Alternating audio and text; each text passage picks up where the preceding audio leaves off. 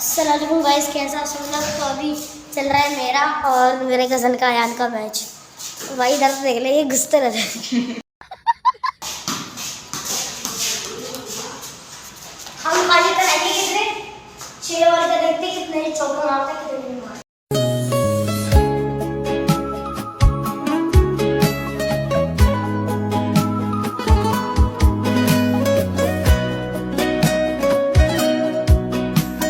सोलह रन बनाए, अभी अगले मैच में बनाएंगे।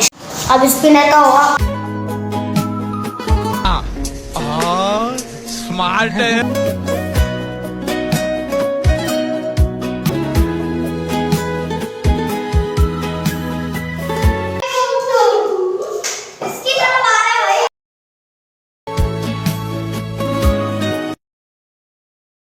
ये लास्ट बॉल है क्योंकि मैं ट्यूशन जाऊंगा यार। तुम्हारी तरफ फारिग तो नहीं है भाई इमाम साहब।